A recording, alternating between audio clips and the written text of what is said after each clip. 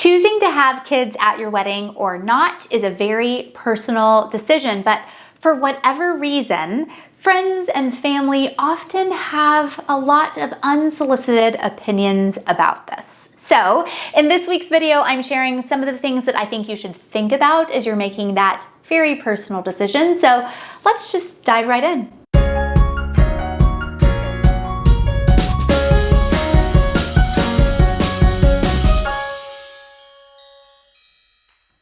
Hello and welcome back to my YouTube channel, Hitched Academy. My name is Kimberly Rhodes and I'm a professional wedding planner. If you are new here, welcome. Make sure to hit that subscribe button and ring the bell to be notified when new videos are released. Today, I'm digging into some of the things that you should be thinking about as you're making the decision if you're going to invite kids to your wedding or not. So for whatever reason, this seems to be a hot button topic for people. Usually, people with kids fall into one of two camps when it comes to weddings. They either are like, yes, that's amazing. I'm gonna leave my kids with a sitter. We're gonna have a night on the town. This is gonna be awesome. Or people who think, how could you possibly not want my lovely children at your wedding? I'm actually personally offended that my kids are not invited. I don't understand that, but I don't have kids. However, just know that regardless of which you pick, either having kids or not having kids at your wedding, there are going to be people who have an opinion about it. So you just have to do what's right for you and kind of let the rest fall by the wayside. I think there's basically three different options when it comes to thinking about having kids in your wedding. The first is the more the merrier. If you have kids, bring them. It's a family-friendly event. So that's one option. Option two could be absolutely no kids. Zilch, nada. I don't care how well behaved they are. I don't care their age. I do not want children at my wedding. No option.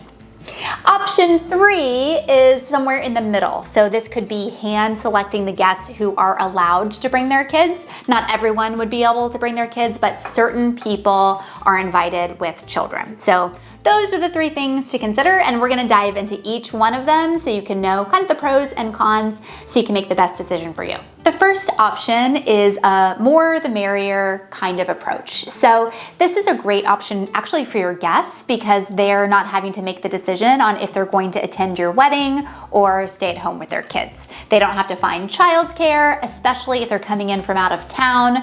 They don't have to think about leaving their kid with a babysitter they might not be familiar with or leaving their kid at home and then traveling for a wedding. So it is very guest-centric and guest-friendly if you kind of have a more the merrier approach on having kids at your wedding.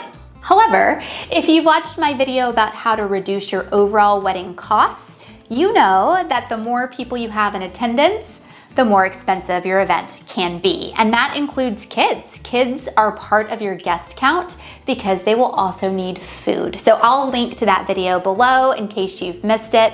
But overall, having kids at your wedding can increase your overall guest list. So if budget is a concern, that's definitely something to keep in mind. Also, the one thing that is predictable is that kids are not predictable. So if the thought of hearing a baby crying at your wedding or seeing a group of kids on the dance floor, maybe at an inappropriate time, if either of those things will make you upset or drive you crazy, you might want to stay away from the more the merrier plan.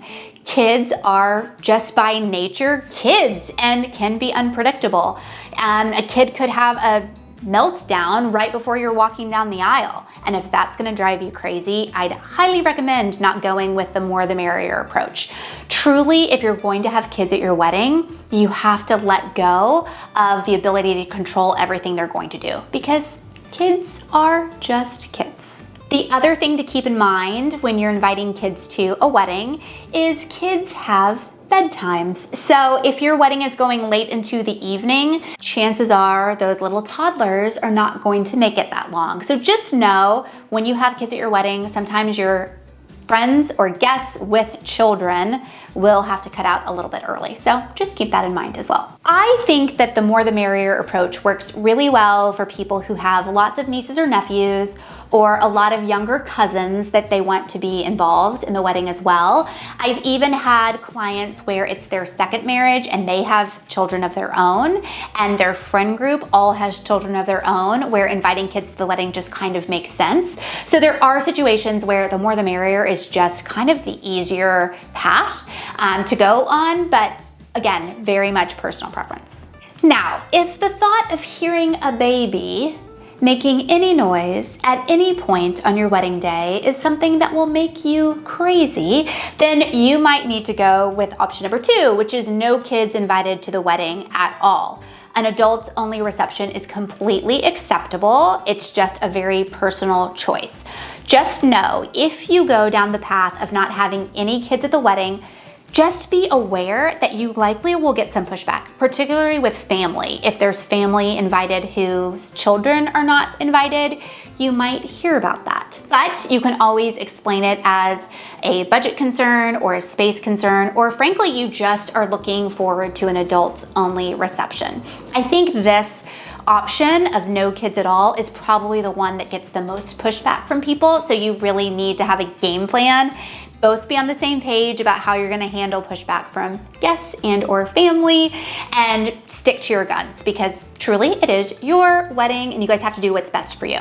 We have had clients who are having adults-only receptions, but they've taken care of the kids in some other way. So a separate room with babysitters, even a room at a nearby hotel with babysitters, so that guests, especially out-of-town guests, don't feel like they can't come in town for the wedding because of their kids, but their kids are taken care of and have some kind of activity or something to do. So that's also an option as well, if you're looking for no kids to be seen on your wedding day, but still want your adult guests to be able to come, regardless of the fact if they have kids or not. The third option when it comes to inviting kids to your wedding or not is somewhere in the middle of option 1 or 2, and that is to predetermine which children are invited to the wedding. That means not everyone with a child can bring their child, but there are some guests who will be permitted, if you will, to invite their kids.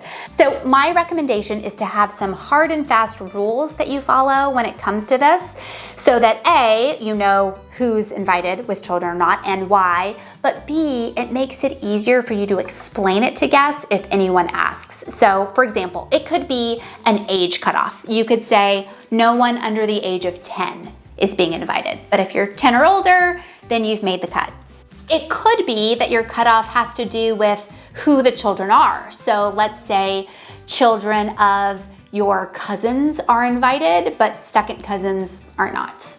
It could be just wedding party children. So if your bridesmaids or groomsmen have kids, those kids are invited. Or if they're in the wedding, if they're a ring bearer or flower girl, they're invited, but they're the only children invited to the reception. Having some hard and fast rules really makes it a lot easier to explain to anyone who might ask. So a family member could wonder about their kids, and your answer could be, we actually are only inviting kids over the age of blank. Or we only invited kids that are part of the wedding. So flower girl, ring bearers, those are the only children invited.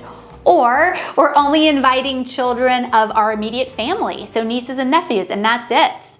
Having just some rules and parameters really will make it easier if anyone asks, so it doesn't seem like you picked that kid because they're cute and well behaved, and that kid's a terror, so they're not invited. It's a lot easier if you just have some blanket rules, and then there's no questions about it.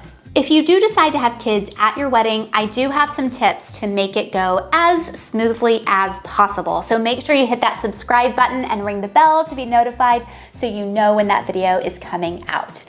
Thanks so much again for being here and supporting the Hitched Academy channel. If you liked this video, give it a thumbs up. Let me know in the comments what you're thinking, kids or no kids at your reception. Let me know.